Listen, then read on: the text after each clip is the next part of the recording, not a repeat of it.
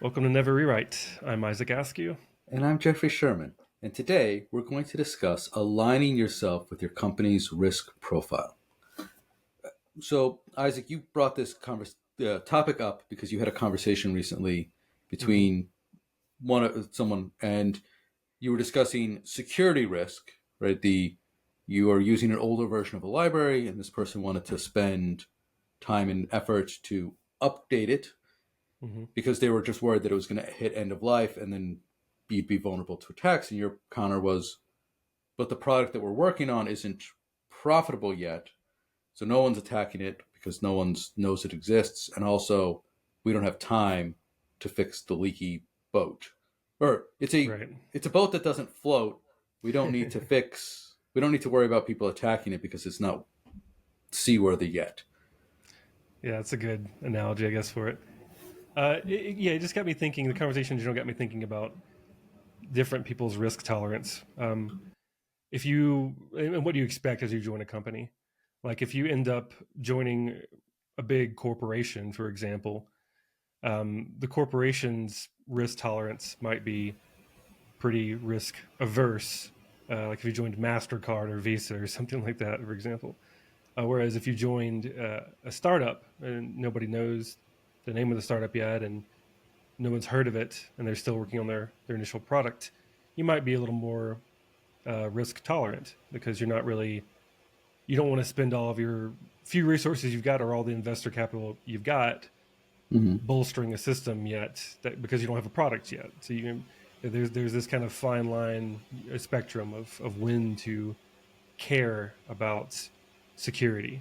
And I feel like that's a good conversation, and it's also a tough conversation for people who are really focused on always being on the latest version or like the patched version of things, or Mm-hmm. with a security first kind of approach.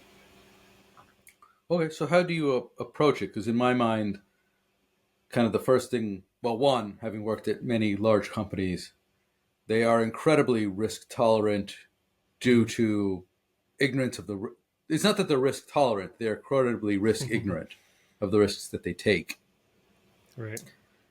Where one of the big credit bureaus got hacked because they were using an out of compliance version of some Apache Spark. library. Huh?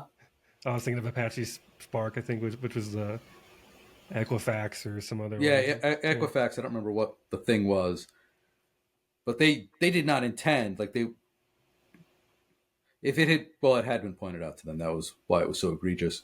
hmm But in theory, they were risk averse, but in reality, they were unwilling to spend the resources to keep their security up, and they had become accidentally highly risk tolerant due to Right. resource allocation.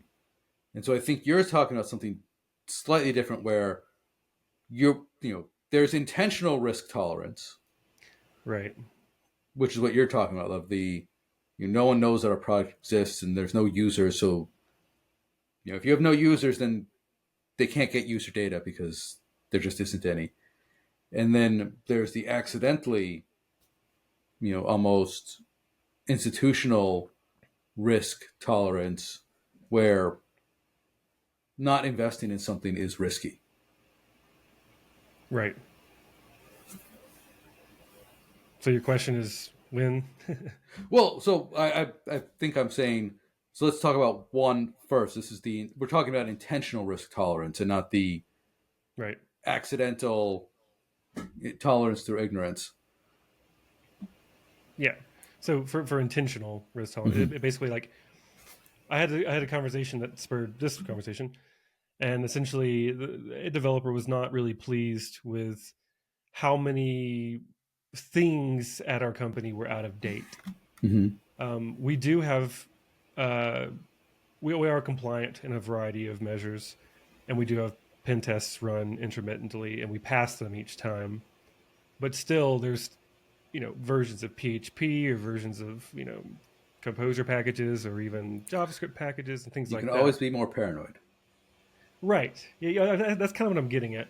Is like that paranoia level can be really good because Mm-hmm. if you catch something early, that's fantastic. But there's also that paranoia. You're still that's still a resource not working towards something that could be beneficial. Like maybe there's a system that could be made better, a more well-oiled machine that burns less cash, therefore your company does better, or a new product that you could build or feature you could Hmm. build or give to a customer to gain that customer to get more money from that customer, therefore, you know, keeping the company afloat. Versus things that the infinite number of vulnerabilities that you might be aware of at the company that we're not focused on. So this is a spectrum. Each time it's a spectrum from like what to work on, and I feel like it's good to have people of all different risk levels because you have some people in the security team, obviously super risk averse because they're on the Hopefully. security team. And then you have people just of a variety on the left and right who are just more like, let's move fast and break things, you know, and that conversation needs to be had because it can help you prioritize or deprioritize um, what folks are working on. Hmm. Well, it's also a spectrum because a lot of times you'll find that security people are less concerned with certain things than you would expect. Mm-hmm. For instance, if you've hardened all your entrances and egresses, this is I remember an argument from my past.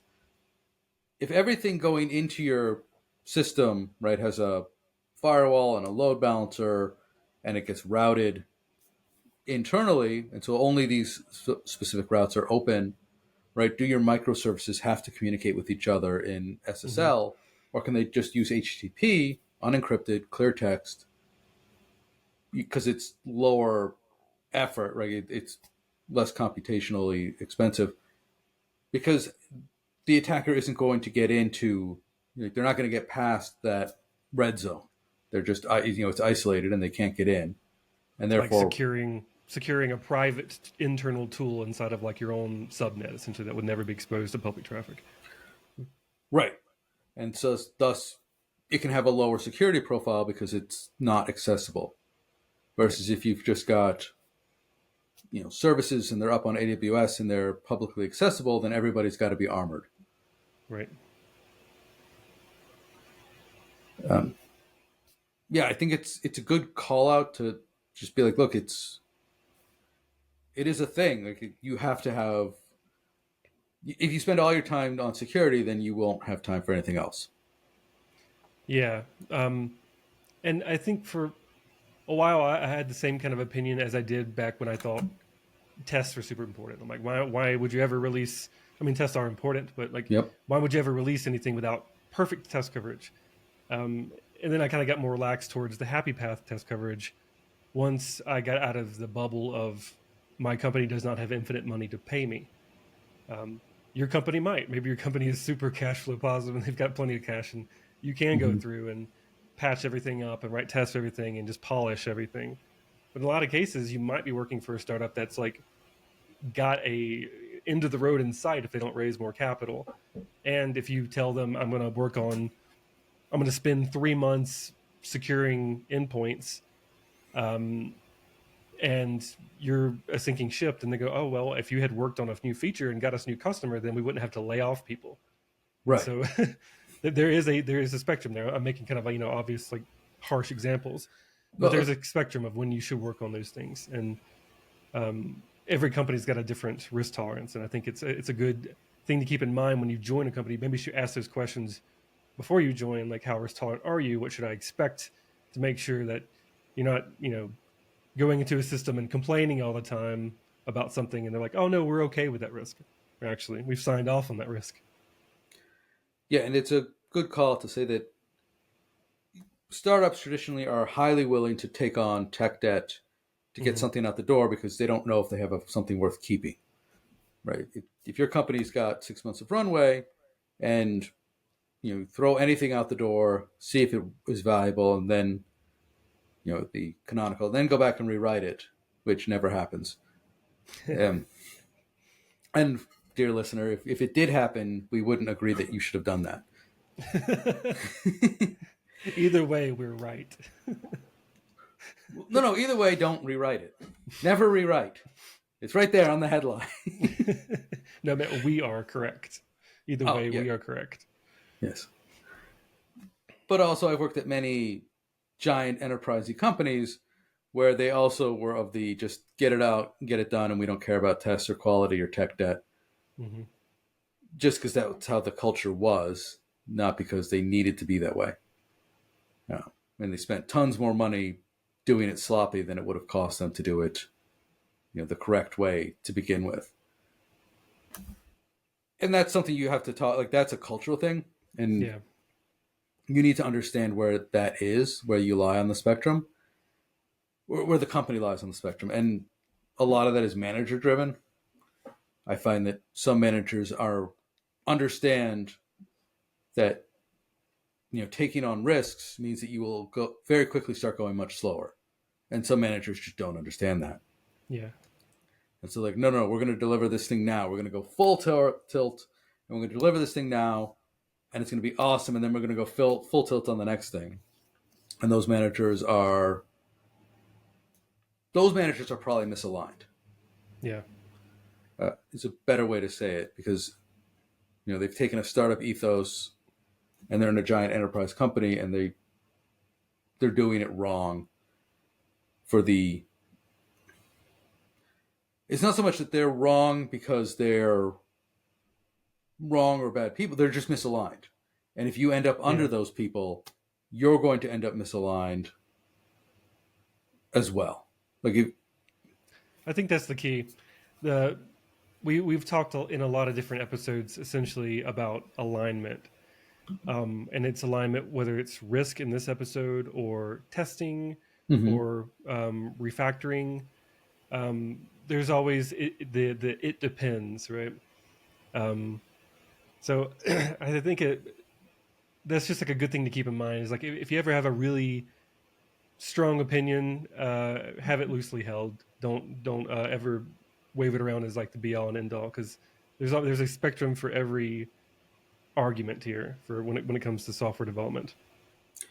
Well, I'm going to disagree that uh, the more established your company is, the lower its risk profile should be, and you can have your personal risk profile. Like if you are highly risk averse, going to join a startup that may not be there in 6 months is a really bad idea. Right? This is why Yeah, startups are full of young people. this doesn't And disagree with my statement though. What I'm suggesting is that there's no hard line that you have to be risk tolerant or averse. It depends on the company and the context of which you're joining. the second half of what I was going to say, if you get to a large enterprising company and you ask these questions and the manager shows that he's highly risk tolerant, that manager is highly misaligned with his company. And if you go to work for that person, you're either going to be misaligned with the manager, you're going to work in a division that's highly likely to bust out. If you go to work for a startup and you're working for somebody who's highly risk averse, or you go to work for an enterprise company and it's highly, you get somebody who's highly risk tolerant, they're highly misaligned, and it's likely that that group is going to do badly relative to other groups. I see. Yeah, that's a good call out. Yeah, it's not just that there's a spectrum of tolerance; it's that maybe also be aware of any misalignments that you might see for your own sake. So I didn't consider that. So Right. if you're risk tolerant and the company's risk tolerant, and you join and you see someone who's not risk tolerant, that could be a red flag. Maybe you should call that out. Right. And It's not. It's, yeah. it's a great discussion point to manage up to. Hmm. Like, hey, I know you're really risk tolerant and you want to go fast and skip all the tests, but we're working for Google here, and it's not that kind of culture. Although I don't know if Google's actually risk tolerant. I know Facebook is famously risk tolerant, although they've Probably depends on gotten, the project. yeah. Right. But those are good conversations to have because there's an expected risk tolerance due to, like, for business maturity, right? As the business matures, it gets less tolerant of risk. Yep. And that's a good expectation conversation to have. Right. Cool. Yeah, that's a good call out. And then, of course, we mentioned it early on that there's this implicit cultural risk tolerance where companies refuse to fund things like security and then they get hacked because they didn't do any of the work. And that's different. Like, I don't know that you can ask questions and discuss with your manager, like, hey, there's no funding for these things and we're going to get hacked. Like, that seems. Like, could you have a conversation? You should have a conversation, but do you think that conversation would be useful?